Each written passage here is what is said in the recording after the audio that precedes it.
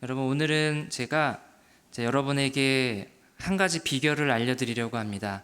제가 알려드리려는 비결은 공동체를 무너뜨리는 비결입니다. 목사가 거룩한 주일날 설교를 하는데 공동체를 일으켜 세우는 비결을 알려드려야 되는데 무너뜨리는 비결을 알려준다니 참 죄송한 마음이 듭니다.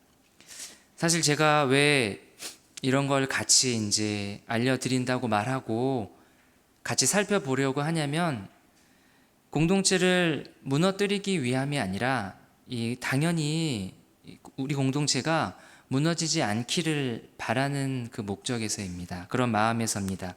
또 혹시 우리 안에 이미 무너진 것들이 있다면, 우리 공동체 안에 무너진 영역들이 있다면 함께 일으켜 세우기 위함입니다. 지기 위해서가 아니라 이제 이기기 위해서 이제 이런 것들을 같이 살펴보려고 합니다. 어떤 운동선수가 있는데 이 선수는 매번 시합에서 지는 선수예요. 100전 100패. 100번 싸우면 100번 다 져요. 이 선수가 가장 먼저 해야 할 일이 무엇입니까?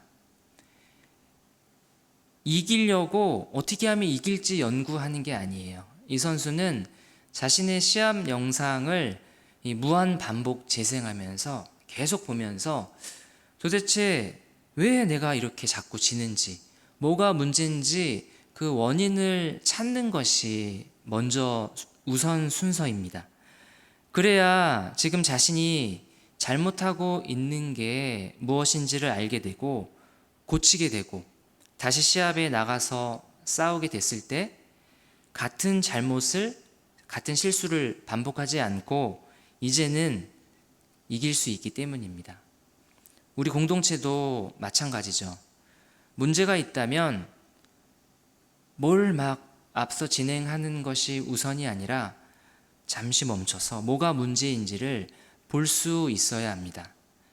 저는 오늘 이 느헤미야 본문에서 주님의 공동체를 한 번에 무너뜨릴 수 있는 비결을 정확하게 꿰뚫고서 그것들을 활용하는 이 대적들의 악한 계략을 오늘 본문 속에서 분명히 보게 됩니다. 그 비결, 그 사악한 계략, 다시 말하면 공동체를 무너뜨리는 그 사악한 계략은 뭐냐면 바로 지도자를 공략하는 겁니다. 가장 앞에 서 있는 사람을 무너뜨리면 되는 겁니다. 오늘 본문에서 이 유다 공동체의 지도자였던 느헤미야가 마주한 그 도전과 공격이 바로 그러한 상황이었습니다. 앞서 느헤미야와 유다 백성들은 지금까지도 참 많은 이 도전과 공격을 받았었죠. 그런 와중에도 이 사람들이 참 대견하게 꿋꿋하게 정말 열심히 이 일을 감당했습니다. 이들이 무슨 일을 계속 지금 하고 있습니까? 이들은 거룩한 하나님의 성전이 있고 또 자신들이 살고 있는 이 예루살렘 성, 그 성을 감싸고 보호하고 있는 무너진 성벽을 다시 쌓는 일을 열심히 했습니다. 그리고 공동체가 정말 한 마음과 한 뜻이 돼서 힘써서 그 무너진 성벽을 쌓아 올린 덕분에 오늘 본문을 보니까 이제 그 무너져 내렸던 성벽에 허물어졌던 부분들이 다 메워졌다고 했어요. 그래서 이제 남은 작업이 뭐냐면 성문에 그 문짝을 다는 작업만 남겨놓은 상태입니다. 거의 다 왔습니다, 지금. 이제 여기까지 오는 것이 쉽지 않았죠. 성벽 재건을 완성하는 것을 어떻게든 막아보려는 정말 어마어마한 방해가 있었습니다. 그렇죠? 도대체 왜 이렇게 방해가 심한 걸까? 너무 방해가 심했습니다. 왜냐하면 이것은 단순한 어떤 건축 공사가 아니기 때문입니다. 단순히 어느 한 나라, 또 그 나라 안에 있는 한 성읍, 그 성읍의 성벽을 잘 쌓아서 그 성 안에서 우리끼리, 우리 민족끼리, 우리나라 사람들끼리 행복하게 안전하게 오래오래 잘 살려고 그러려고 성벽을 쌓는 것이 아니라는 것을 이제 여러 차례 저희가 같이 나눴죠. 만일 이것이 그냥 일반적인 건물을 쌓는 일반 건축공사라면 이렇게 방해가 심할 리가 없습니다. 앞서 되게 심한 방해들이 많이 있었죠. 먼저는 이 외부에서의 방해가 있었던 것을 기억하시죠. 산발랏과 도비아, 게셈과 같은 이 대적들이 외부에서 유다 공동체를 때로는 조롱하고 비웃고 비방하고, 너네가 만든 성벽은 여우 한 마리만 올라가도 다 무너져 내릴 거야, 엄청나게 기분 나쁘게 조롱하고 때로는 협박하고 또 물리적으로 군사 위협을 가하기도 하고, 정말 너네 성 쌓기만 해봐, 내가 가만두지 않겠다는 그러한 엄포를 놓으면서 외부에서 계속해서 이 공동체를 대적했습니다. 외부만 그랬습니까? 외부 말고 어디에서도 방해와 이 어려움이 있었습니까? 공동체 안에서, 내부에서도 어려움이 있었습니다. 안팎에서. 내부에서는 어떤 어려움이었습니까? 가족이나 다름없는, 정말 가족이나 다름없잖아요. 저희가 한 민족, 한 공동체, 그 안에서 이 부유층 지도자들이 부조리함이 있었고, 그 공동체 안에 가여운 가난하고 힘든 그 사람들을 억압하고 착취하는 그러한 사회적 갈등이 있었습니다. 그러니 그 둘이 부딪혀서 폭발했고, 정말 자칫하면 이 성벽 재건 공사가 중단될 수도 있는 그러한 위기가 있었습니다. 지금 이게 뭐라고? 이 성벽 공사 하나 하는데 정말 필사적인 방해가 있었던 겁니다. 마치 이 성벽 재건이 완료라도 되는 날에는 정말 무슨 큰 일이 날 것처럼 방해를 하는 겁니다. 왜냐하면 여러분, 왜 이렇게 방해가 있냐면, 한마디로 이것은 공사가 아니라 하나의 전쟁이기 때문에 그렇습니다. 눈에 보이지 않는 치열한 영적 전쟁이 지금 이 예루살렘 성벽 재건과 함께 그 영적 전쟁이 벌어지고 있는 중입니다. 느헤미야와 유다 백성들을 대표로 하는 하나님의 백성들과, 그리고 산발락과 도비아 같은 사람들 배후에 있는 사단 마귀 간의 영적인 전쟁이 지금 벌어지고 있는 중이기 때문에 그렇습니다. 그러니 모든 성벽 재건을 방해하는 그 배후에는 분명히 누가 있다고 우리가 말할 수 있습니까? 사단 마귀가 있는 겁니다. 사탄이 있는 겁니다. 여러분이 알다시피 이 사탄은 분명한 목적이 있습니다. 사탄의 목표, 하나님의 자녀들을 대적하는 거죠. 하나님의 자녀들이 하나님께로 나아가는 길을 어떻게든 방해하고 어떻게든 뜯어 말리는 것이 이 사탄이 하는 일이죠. 하나님의 자녀들이 하나님과의 무너진 관계를 회복하는 일을 어떻게든 못 회복하게 하는 것이 이 사단의 목적입니다. 느헤미야와 함께 앞으로 쭉쭉 주님을 향해 전진하고 있는 이 유다 공동체, 이 믿음의 공동체, 이 신앙 공동체를 무너뜨리는 것이 사단의 목표라는 겁니다. 그래서 이렇게 지금 막 발악을 하고 있는 거예요. 오늘 이 사단은 이 예루살렘 성벽 재건을 막기 위한, 이제 문짝만 달면 끝이거든요. 이 마지막 막바지에서 마지막으로 그것을 막기 위한 최후의 발악을 합니다. 어떻게 발악하냐면, 그 마지막 계략, 그 최후의 공격 대상, 바로 지도자였던 느헤미야를 공격하는 겁니다. 공략하는 겁니다. 느헤미야를 무너뜨려야 한다. 느헤미야를 죽여야 한다. 만일 느헤미야만 무너뜨릴 수 있고 느헤미야가 무너진다면 뒤따라서 자연스럽게 유다 백성들 전체가 다 무너질 것이고, 지금 거의 완성된 그 예루살렘 성벽도 다시 무너질 것이다. 다 이 역사가 수포로 돌아갈 것이다. 이것이 바로 오늘 사단의 전략이었습니다.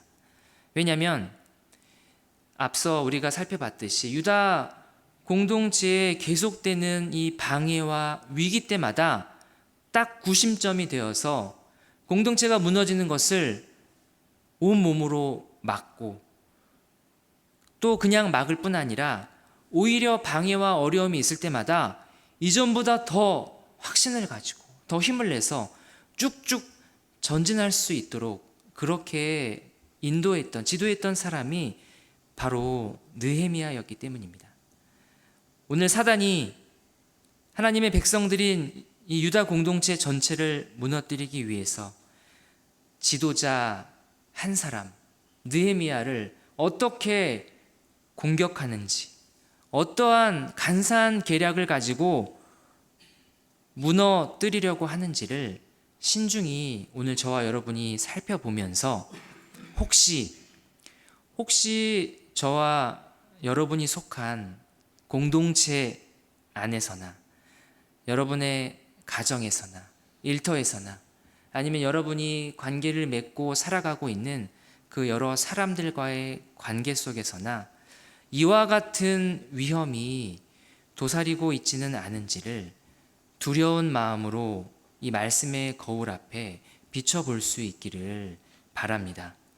특별히 오늘 저와 여러분이 주의하면서 잊지 말아야 할 것은 나는 지도자가 아닌데, 그러니 나와는 상관없는 말씀으로 여겨서는 안 된다는 겁니다. 우리 모두가 포함됩니다. 왜냐하면 여러분, 우리 모두가 지금 딱 느헤미야와 같은 그러한 위치에 서 있기 때문입니다. 그렇죠? 여러분 한 사람 한 사람의 모습을 보십시오. 교회에서, 또 가정에서, 일터에서 주께서 저와 여러분을 우리가 속한 그곳에 무너진 곳이 있다면 그 무너진 곳을 메우고 다시 쌓아 올리며 주님 앞에 나아갈 수 있도록 그 역할로 저와 여러분을 주께서 부르셨다는 사실입니다. 그래서 저와 여러분이 먼저 이 사실을 믿어야죠. 주님이 나를 부르셨다. 내가 속한 공동체 안에 나는 그냥 별 볼 일 없는 사람이 아니라 무너진 곳이 있다면 함께 그곳을 다시 쌓아 올리며 느헤미야처럼 그 역할을 위해서 우리를 부르셨다는 믿음을 가지고 오늘 이 말씀이 저와 여러분 각자에게, 또 우리 공동체 전체에게 주시는 말씀으로 이 말씀을 받을 수 있기를 주님의 이름으로 축복합니다. 먼저 사단의 첫 번째 그 계략은 뭐냐면 우리 적당히 타협하자입니다. 우리 적당히 타협하자. 오늘 본문 2절을 보면 이 예루살렘 성벽 재건 공사가 마무리 돼갈 무렵, 거의 끝나갈 무렵에 대적이었던 산발락과 게셈이 느헤미야에게 어떤 한 사람을 이렇게 보냅니다. 보내서 이런 말을 합니다. 똑똑똑, 느헤미야 씨, 우리 오노 들판에 있는 한 마을에서 우리 좀 만납시다. 우리 만나서 얘기를 좀 합시다. 오늘 갑자기 이런 태도를 가지고 나옵니다. 이전까지는 못 죽여서 안달이었는데 갑자기 이런 건데 굉장히 친절하고 우호적으로 얘기를 건네고 있죠.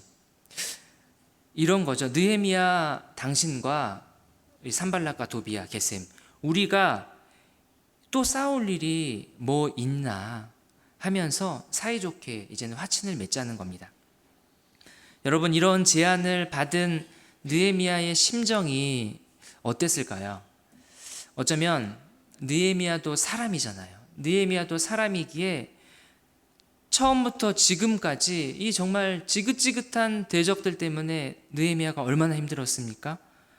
방해와 정말 계속되는 도전 앞에 느헤미야가 너무 지쳐서 이렇게 생각하는 거죠. 그래, 맞아. 더 싸울 거 뭐 있어? 이제 좀 좋게 얘기하면서 한번 잘 맞춰보자 하면서 이 대적들의 말들이 달콤하게 들렸을 수도 있겠죠. 느헤미야도 사람이니까. 그런데 여러분, 느헤미야는 그냥 사람이 아니라 하나님의 사람이라는 것을 기억하시기 바랍니다. 하나님의 약속을 믿고 그 약속을 붙들고 이 땅을 살아가는 믿음의 사람이 바로 느헤미야입니다. 그러니 비록 지금 그냥 인간적인 생각으로는 지치고 힘들 수 있지만, 그래서 대적들이 웃으며 와서 이제 좀 화친을 맺자는 그 말들이 달콤한 유혹의 소리로 들릴 수도 있었겠지만, 하지만 하나님의 사람 느헤미야에게는 전혀 그렇게 달콤한 소리로 들리지 않았다는 겁니다. 오히려 이 대적들이 느헤미야에게 우리 얘기 좀 하자, 타협하자는 그 유혹의 소리는 들리지 않고, 오히려 느헤미야는 하나님이 주신 유다 공동체의 회복의 그 약속, 무너진 성벽 재건이라는 그 과업의 완성, 그리고 그때 비로소 성벽이 완전히 재건된 이후에 시작되는 또 하나의 회복의 과정들, 거룩한 주의 백성으로서의 회복, 이런 것들이 느헤미야의 심령을 가득 채우고 있었습니다. 그러니 그 대적들이 아무리 좋은 말로 꼬드기며 적당히 하자, 좋은 게 좋은 거지, 왜 유독 너만 그렇게 유별나냐, 이쯤 하면 됐다, 그러한 달콤한 유혹이 느헤미야에게는 분명히 너무 이 소리는 나에게 주신 하나님의 그 소리와는 너무 다르다는 것을 확실하게 분별할 수 있었고, 대적들의 이러한 소리는 흉악한 계략이라는 것을 금방 알아차릴 수 있었습니다. 그러니 넘어가지 않는 거죠. 그래서 느헤미야가 대적들에게 답변합니다. 나 바빠서 못 가. 이게 끝이에요. 느헤미야 굉장히 터프합니다. 대적들이 이러한 첫 번째 시도로는 느헤미야를 전혀 조금도 무너뜨릴 수 없었던 겁니다. 대적들이 끈질긴 사람들이에요. 멈추지 않고 느헤미야를 계속 도전하며 계속 두드립니다. 한 번, 두 번, 세 번, 네 번, 10번 찍어 안 넘어가는 나무 없지 하면서 계속 느헤미야를 이렇게 좋은 말로 회유하다가, 그러다가 안 되겠어서 이 대적들이 지도자였던 느헤미야를 무너뜨리기 위한 간사한 계략 두 번째를 펼칩니다. 그건 뭐냐면 바로 유언비어, 중상모략, 소위 찌라시를 퍼뜨려서 느헤미야를 어려움에 빠뜨리게 하는 겁니다. 그것이 5절, 6절 말씀인데, 이 대적들이 느헤미야에게 어떻게 하는지 한번 같이 읽도록 하겠습니다. 6장 5절, 6절 말씀 우리 한 목소리로 읽겠습니다. 시작. 산발랏이 다섯 번째는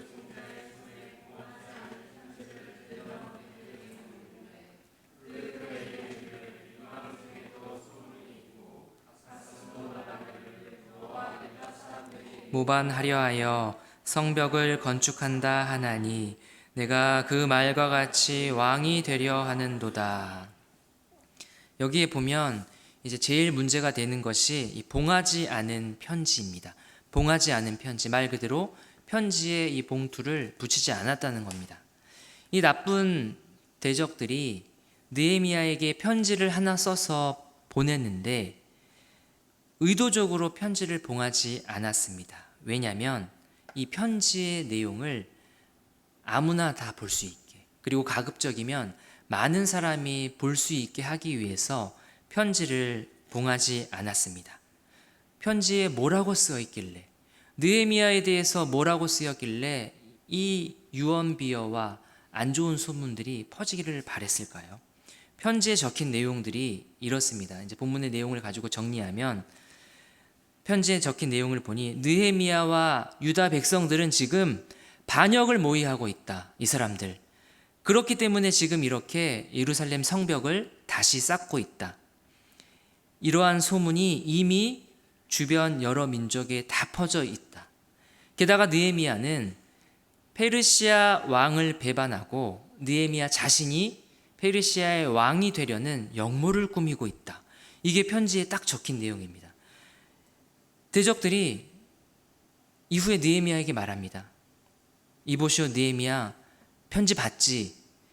만일 이러한 소문들이 계속 퍼져나가다가 결국 페르시아 왕에게까지 이 소식이 귀에 들어간다면 느헤미야, 당신은 진짜 끝이야. 그러니까 좋은 말로 할 때, 우리가 만나자고 할 때 우리 만나서 한번 얘기하자, 이렇게 합니다. 대적들이 얍삽하죠. 치사하죠. 자신들이 유언비어를 퍼뜨려 놓고 그리고 나서 그 편지를 가지고 느헤미야를 협박하는 겁니다. 자칫 느헤미야가 이것 때문에 큰 공경에 빠질 수도 있는 위험한 상황이었습니다. 이런 비슷한 일로 여러분 혹시 이 카더라 통신이라고 혹시 들어보셨는지 모르겠습니다. 카더라 통신. 너 혹시 그 얘기 들었어? 이용범 목사 담배 핀다고 가더라. 이용범 목사 막 스트레스 많이 받으면 술도 엄청 마신다 카더라. 누가 그러는데? 몰라. 그냥 아무튼 그런다 카더라. 그러니까 이게 카더라 통신입니다. 누가 했는지도 몰라요. 어디서부터 나온 얘기인지도 몰라요. 무엇보다 그 이야기가 진짜인지 가짜인지도 모르지만 그냥 그저 이 카더라 통신을 타고 줄줄줄 흘러가는 거예요. 문제는 이 유언비어, 이 카더라 통신에서 나온 얘기 때문에 이 소리를 들은 이용범 목사 담배 핀대, 이용범 목사 술 마신대, 이 소리를 들은 성도님들이 교회에서 저를 볼 때 눈빛이 달라져요. 설교를 듣는데 안 들려요. 은혜도 못 받는 거죠. 여러분, 저는 담배도 안 피우고 술도 안 마셔요.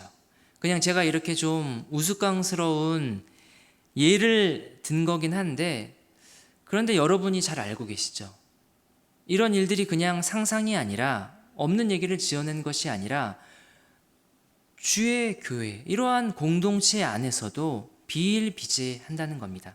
그리고 바로 이것이 공동체를 무너뜨리는 하나의 비결이 된다는 겁니다. 느헤미야는 자신을 향한 이러한 유언비어, 중상모략, 카더라 통신, 이 위기를 어떻게 느헤미야가 이겨냅니까? 8절을 보시면 느헤미야가 이렇게 말합니다. 한번 같이 읽겠습니다. 8절 말씀 시작. 내가 사람을 보내어 그에게 이르기를 내 마음에서 지어낸 것이라 하였나니. 느헤미야가 이렇게 말했습니다. 느헤미야는 그냥 딱 한마디로 끊어내요. 그것은 거짓말. 끝. 더 이상 뭐 왈가왈부할 할 것이 없습니다. 사실 이제 이번에 느헤미야에게 던져진 이 두 번째 공격이었죠. 대적들의 두 번째 공격은 굉장히 위험한 것이었습니다. 만일 어떻게 하다 정말 느헤미야가 역모를 꾸민다는 그 유언비어가 느헤미야가 섬기고 있는 페르시아 왕의 귀에 들어간다면 성벽 제거는 고사하고 당장 느헤미야의 목이 날아갈 수도 있는 그러한 이 어려운 상황, 심각한 상황이었습니다. 그런데도 느헤미야가 단호하게 정말 아무것도 아니라는 듯이 그것은 거짓말, 끝, 이렇게 할 수 있었던 이유는 느헤미야가 강심장이어서 가능한 일이 아니라 느헤미야가 오히려 정말 약한, 정말로 그 간절한 심정으로 하나님 앞에 도우심을 구하고 있었기 때문에 가능했던 일입니다. 기억하시면, 기억을 더듬어 보시면 느헤미야 1장에서부터 지금까지 시종일관, 정말 초지일관 느헤미야는 계속해서 하나님 앞에 기도하고 엎드렸던 사람이었다는 것을 저와 여러분이 기억할 수 있습니다. 여기서도 또 기도합니다. 6장 9절 하반절에 보면 느헤미야가 하나님께 기도합니다. 이제 내 손을 힘있게 하옵소서 하였더라. 기도하는 사람 느헤미야입니다. 느헤미야는 그래서 당연히 하나님께서는 지금 나와 유다 공동체가 맞는 이러한 위기의 상황에서도 분명히 하나님이 우리를 도우실 것이라는 것을 어렴풋이 짐작하는 것이 아니라 확신하고 있었습니다. 그 하나님을 신뢰하고 있었습니다. 그래서 자신과 유다 공동체를 무너뜨리려는 그 사단의 계속되는 간사한 계략 앞에서도 이번에도 역시 무너지지 않을 수 있었던 겁니다. 그리고 이제 마지막으로 세 번째, 사단이 유다 공동체를 무너뜨리기 위해서 느헤미야를 공략하는 방법은 느헤미야가 이번에는 하나님의 말씀을 정면적으로 지키지 않고 그 말씀을 어겨서 공동체를 무너지게 하는 겁니다. 이번에는 그 앞선 두 가지의 그 계략보다 훨씬 더 이것이 교활합니다. 세 번째 이 계략 속에 무슨 일이 있었냐면, 하루는 느헤미야가 스마야라는 사람을, 그 사람의 집을 찾아갑니다. 이 성경 본문에서는 스마야가 뭐 하는 사람인지 또 누구인지에 대한 정보가 잘 없습니다. 하지만 분명한 건 이 스마야는 이 산발락과 도비아처럼 공동체 밖에 있는 외부 사람이 아니라 유다 공동체 내부에 있었던 한 민족이었다는 겁니다.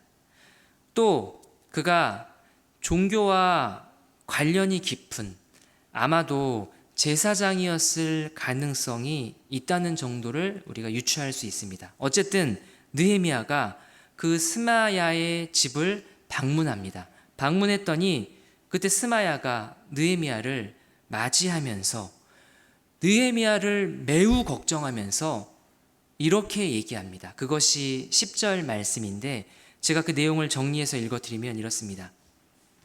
느헤미야, 대적들이 지금 당신을 죽이려고 하고 있소. 죽이려고 곧 올 거예요. 그러니 우리 같이 하나님의 성전으로 갑시다. 그리고 그 성전 안에 성소 안으로 들어가서 문을 꼭 닫읍시다. 안 그러면 지금 대적들이 자객을 보내서 느헤미야 당신을 죽일 거예요. 이 말을 들은 느헤미야는 여러분 어떻게 반응합니까? 느헤미야가 어떻게 했을까요? 11절을 보면 이렇게 되어 있습니다. 우리 11절 말씀을 한번 같이 또 읽겠습니다. 시작. 내가 이르기를 나 같은 자가 어찌 도망하며 나 같은 몸이면 누가 외소에 들어가서 생명을 보존하겠느냐. 나는 들어가지 않겠노라 하고. 느헤미야가 들어가겠답니까? 안 들어가겠답니까? 들어가지 않겠다고 합니다. 그 안 들어가는 이유를 느헤미야가 스스로 말하기를 이렇게 말합니다. 나 같은 사람이 어떻게 그렇게 할 수 있겠느냐. 느헤미야가 말한 나 같은 사람이 어떤 사람을 말하는 걸까요?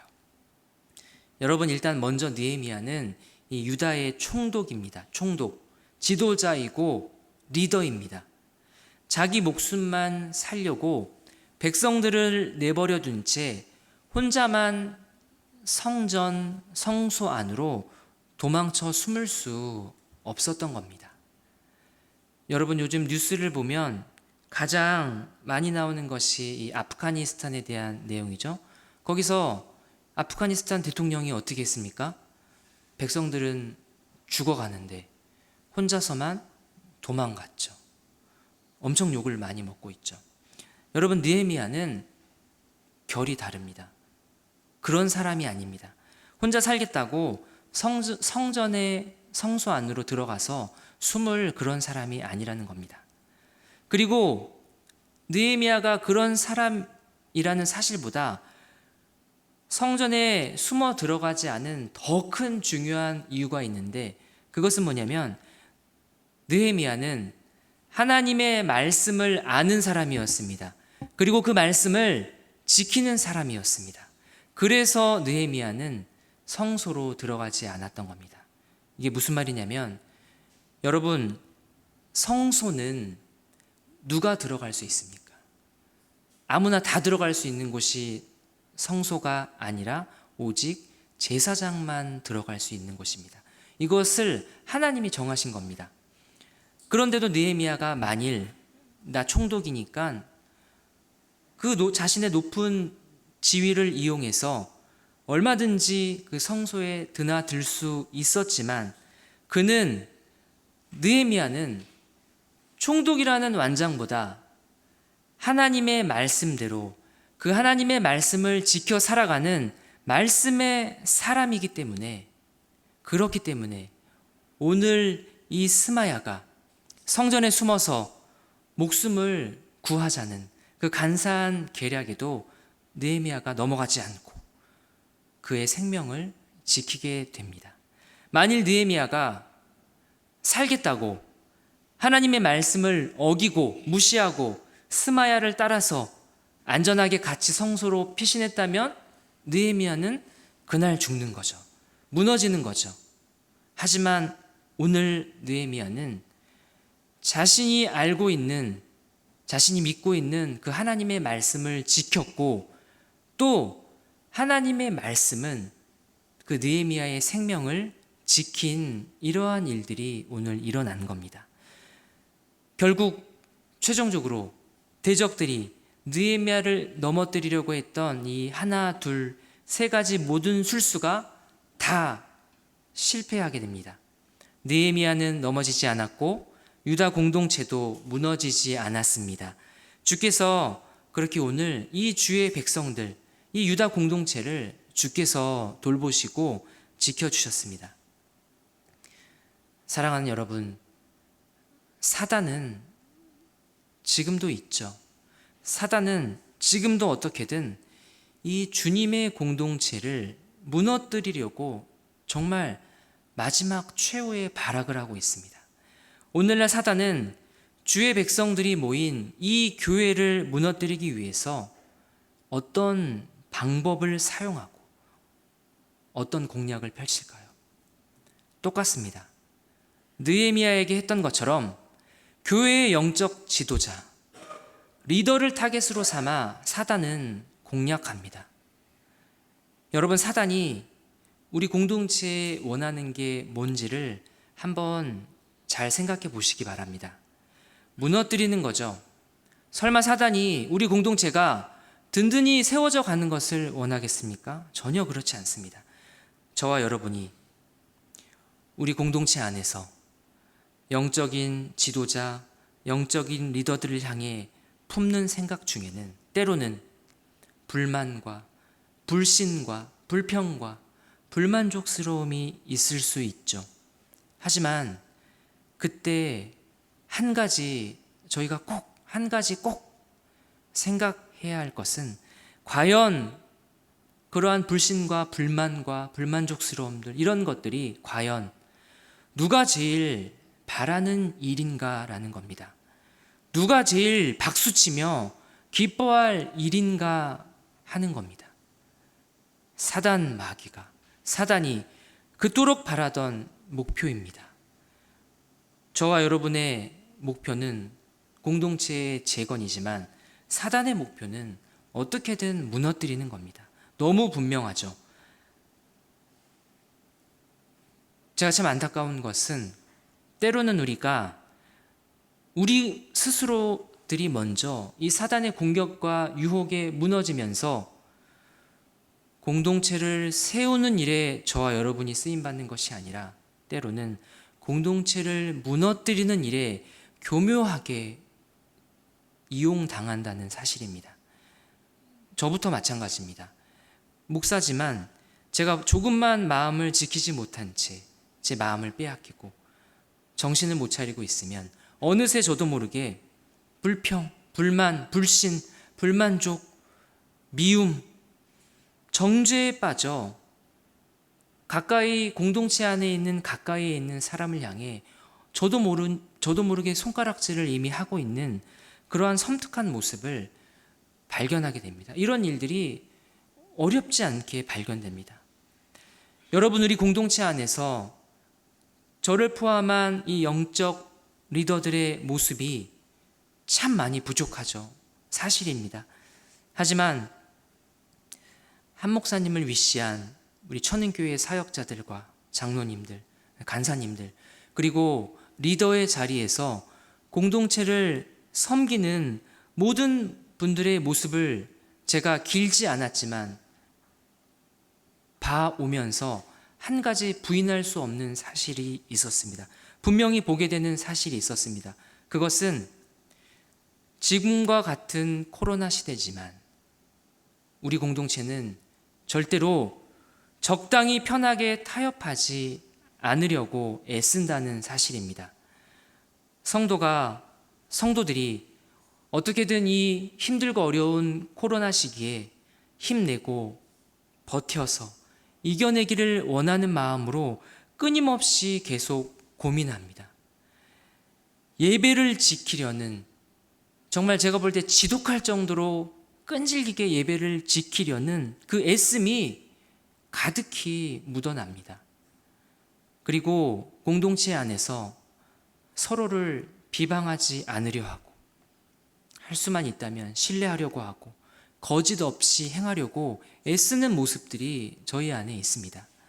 무엇보다 하나님의 말씀을, 주님의 말씀을 생명처럼 여기고 내 유익에 따라서 이리저리 움직이는 것이 아니라 주께서 뭐라고 말씀하셨나, 그 주님의 말씀을 따라 살며 잘 못하지만 그럼에도 몸부림치는 모습이 있다는 겁니다.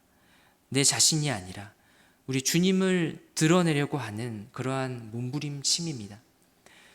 이렇게 공동체가 보다 더 건강하게 성장하기를 원하는 그러한 바람들이, 그러한 소망들이 분명히 제 눈에는 보이고 이것을 부인할 수 없었던 겁니다. 이렇게 진심이 느껴지고 나면, 그리고 나면 어떻게 하냐면, 공동체가 하는 일들이 참 선하다. 아니, 더 정확하게 말하면 공동체 안에서 역사하시는 그 하나님의 손이 참 선하다. 이것은 분명 하나님이 기뻐하실 일이고 무너진 우리 공동체를 세워나가는 일이라는 확신을 갖게 되는 겁니다. 그래서 그 확신이 있기 때문에 저와 여러분이 함께 또 같이 살아가며 또 하루를 사는 겁니다. 사단은 어떻게든 우리 공동체가 무너지기를 바라며 비웃겠지만 오히려 우리는 무너지지 않은 채 사단을 바라보며 비웃을 수 있는 겁니다. 사랑하는 천은교회 성도 여러분, 여러분이 속한 공동체 안에서 여러 가지 어려움들이 있을 때, 그 어려움을 겪을 때, 시험이 들 때, 마음의 시험이 들 때, 오늘 이 말씀을 기억했으면 좋겠습니다. 에베소서 6장 12절 말씀입니다. 제가 읽겠습니다. 우리의 씨름은 혈과 육을 상대하는 것이 아니요 통치자들과 권세자들과 이 어둠의 세상 주관자들과 하늘에 있는 악의 영들을 상대함이라. 이 말씀을 기억하시고 이 말씀에 따라서 사람을 상대하지 마시고 사람을 미워하거나 사람과 다툼을 일으키는 것이 아니라 누구를 상대합니까? 어둠의 세력을 상대하시고 승리하시기 바랍니다. 끝으로 아무리 이 사단 마귀가 발악하고 정말 발광을 한다 해도 저와 여러분의 공동체, 가족들, 그리고 다른 사람과의 관계를 사단이 아무리 해하려고 해도 우리가 절대로 이 싸움에서 지지 않는다는 사실을 여러분이 믿으시고 안심하시기 바랍니다.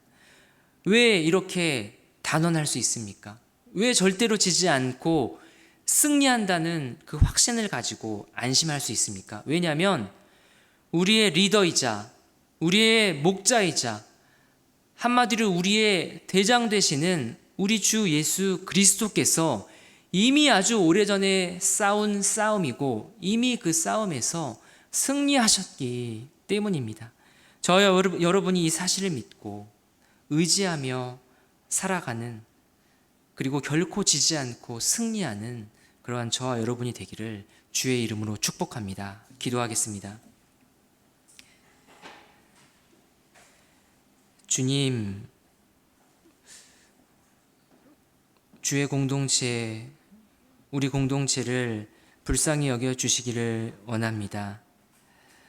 날마다 무너지고 넘어지며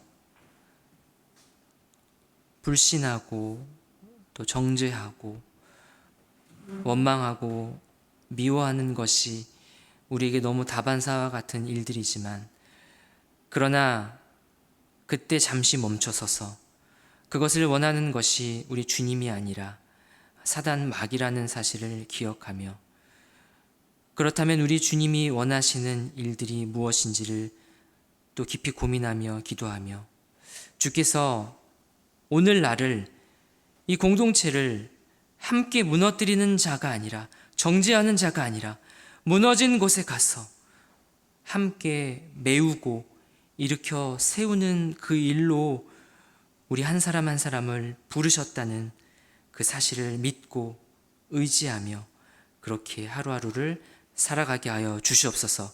우리는 못하지만 우리 주께서 이 일을 이루실 줄을 굳게 믿사오며 살아계신 우리 주 예수 그리스도의 이름으로 기도드립니다.